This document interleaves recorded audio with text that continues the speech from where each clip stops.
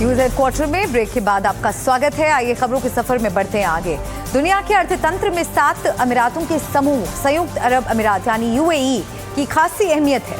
युद्ध के बीच यूएई पर ईरान ने लगातार हमले बोले हैं और इस सब के बीच अब वहां के शहर बारिश और तूफान से जूझ रहे हैं।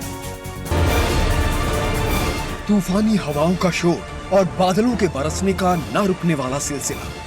यूएई के बड़े बड़े शहरों में रात भर कुछ ऐसा ही नजारा रहा। क्या गजब की बारिश हुई।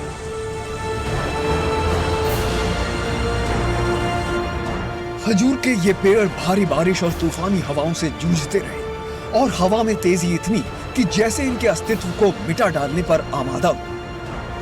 हाईवे से इक्का दुक्का गाड़ियां भी गुजरती रही, बेहद संभलते हुए।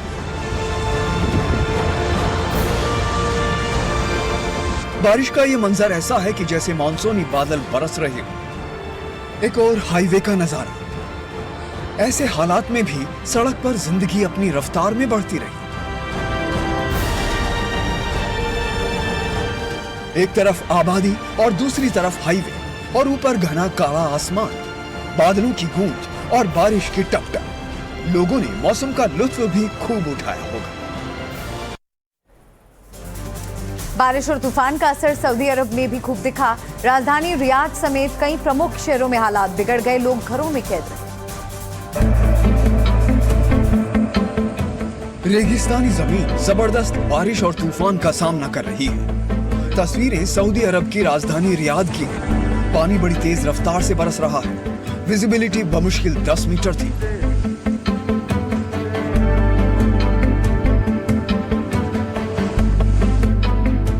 इस सड़क पर चक्रवात का मंजर था और ये तस्वीरें शोर मचा कर बयां कर रही हैं कि खतरा कितना बड़ा था।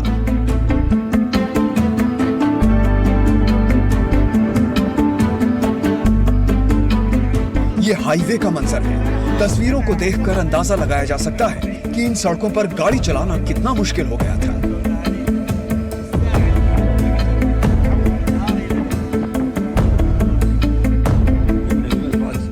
खतरा और परेशानी कितनी भारी थी, ये तस्वीरें उसे बयां करने के लिए काफी है।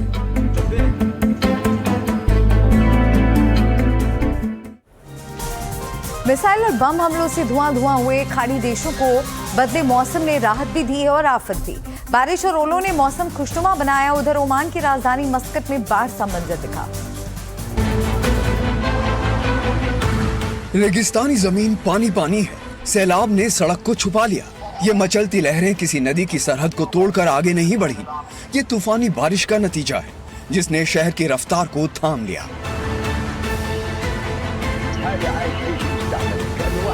जगह जगह एक जैसा मंजर। फंसे लोग कार की छत पर सवार दिखे। बहुत सारे लोग ऐसे भी थे जिन्होंने गाड़ियों का इंजन बंद नहीं किया। किसी भी तरह लहरों को चीर आगे बढ़ने की कोशिश करते रहे। मस्कट ओमान की राजधानी के साथ साथ सबसे बड़ा शहर भी है। पहाड़ियों और ओमान की खाड़ी के बीच बसा ऐतिहासिक बंदरगाह शहर है। पारंपरिक अरब संस्कृति के लिए जाना जाता है। दुनिया के सबसे खूबसूरत शहरों में भी शुमार है, लेकिन मौसम के बदले मिजाज ने शहर के सिस्टम को हिलाकर रख दिया है। क्या बारिश मौसम की इस मार से खाड़ी का कोना कोना प्रभावित हुआ है। दुबई और कुवैत में भी कई जगह पानी भर गया, जनजीवन अस्त व्यस्त हो गया। फारस की खाड़ी के उत्तरी किनारे पर बसे कुवैत को भी आसमानी आफत ने रुला डाला। इस छोटे से विकसित देश की सड़कें और रास्ते पानी में डूब गए।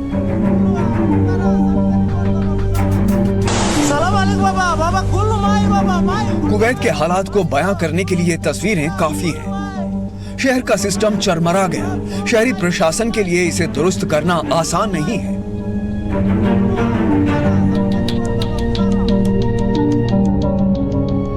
ये दुबई की तस्वीरें हैं। वो देश जो अपनी तरक्की पर इतराता है और जिसके नाम 150 से ज्यादा वर्ल्ड रिकॉर्ड्स दर्ज हैं। घर की छत से दिख रहा ये नजारा कम खतरनाक नहीं था।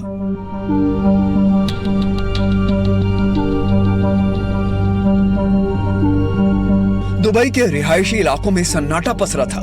घने काले बादल नीले आसमान को ढकते चले जा रहे थे।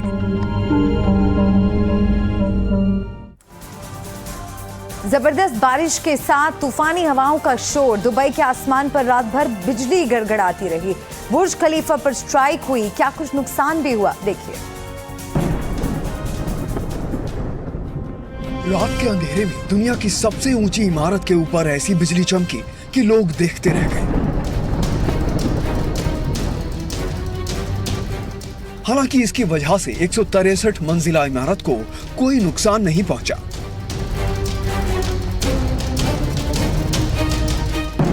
दरअसल बुर्ज खलीफा की इंजीनियरिंग डिजाइन और लाइटनिंग प्रोटेक्शन सिस्टम खास है, जिसकी वजह से इमारत ऐसे हादसों से महफूज रहती है।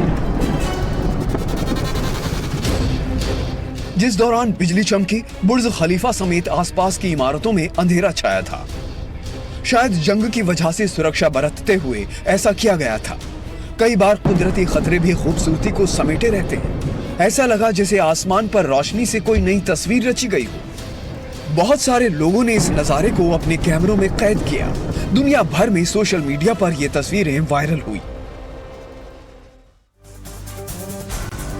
जेनजी क्रांति के बाद नेपाल को अपनी नई चुनी हुई सरकार मिल गई। 35 साल के युवा रैपर और काठमांडू के पूर्व मेयर बालेन शाह नेपाल के नए प्रधानमंत्री बन गए। उन्होंने आज 43वें प्रधानमंत्री के तौर पर शपथ ली। वो मधेसी मूल के पहले प्रधानमंत्री।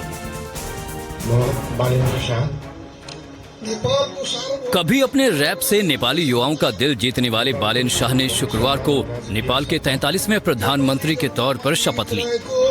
नेपाली जनतामा निहित रहेको राष्ट्रपति कार्यालय द्वारा आयोजित इस भव्य शपथ ग्रहण समारोह में 35 साल के बालेन शाह अपनी पत्नी सबीना और बेटी के साथ दिखे। बेटी को गोद में उठाए उनकी तस्वीर ने खास तौर पर ध्यान खींचा। संगीत और सियासत दोनों पर बालेन शाह की पकड़ पुरानी है। वो 2022 में काठमांडू के मेयर बने और जनवरी 2026 तक इस ओहदे पर रहे। वो अपने भ्रष्टाचार विरोधी रुख के लिए जाने जाते हैं। नेपाल में चले जेनजी के आंदोलन के दौरान उन्हें और लोकप्रियता मिली। उन्होंने राष्ट्रीय स्वयं पार्टी से चुनाव लड़ा और झापा 5 सीट से पूर्व प्रधानमंत्री केपी ओली को हराया। कायदे से ये नेपाल में बालेन युग की शुरुआत है, क्योंकि जनता ने पारंपरिक पार्टियों और नेताओं को पूरी तरह नकार कर नए नेतृत्व पर भरोसा जताया है। काठमांडू में बालेन शाह के शपथ ग्रहण समारोह के बाद वहां से हमारे सहयोगी प्रभाकर कुमार की ये रिपोर्ट देखिए। बालेन शाह ने नेपाल के प्रधानमंत्री के पद की शपथ लिया है। बालेन शाह की आरएसपी पार्टी ने नेपाल में इस बार के आम चुनाव में लगभग 2/3 सीटें जीती हैं और जितने भी जो पुरानी ट्रेडिशनल पार्टियां थी, चाहे वो नेपाली कांग्रेस हो, चाहे एमाले हो या नेपाली कम्युनिस्ट पार्टी हो, सबका लगभग यहाँ से सुपड़ा साफ हो गया और बालेन शाह की आरएसपी पार्टी ने यहाँ 2/3 बहुमत से चुनाव जीता है। इस बार के जेनजी आंदोलन में इनकी पार्टी ने खुल के भाग लिया था और उन्होंने प्रॉमिस किया था, उन्होंने लोगों से वादा किया था कि करप्शन पर वो किसी तरह का कोई समझौता नहीं करेंगे और करप्शन पे वो लगातार चोट करेंगे और नेपाल को लगभग करप्शन फ्री कर देंगे। और उसके बाद जो है ये जो उनको मैंडेट मिला है तो उनके ऊपर एक तरह से ये परफॉर्मेंस प्रेशर है कि उन्होंने जो नेपाल की जनता से जो प्रॉमिस किया था उसे डिलीवर करें। छोटा साइज का मंत्रिमंडल है इस बार, यूथ है जिसमें ज़्यादातर जो है वो युवा हैं, यूथ हैं। बालेन शाह खुद भी युवा हैं और उनके साथ जो उनके मंत्री के जो सदस्यगण हैं, मंत्रिमंडल के जो सदस्यगण हैं, वो भी यंगस्टर्स हैं।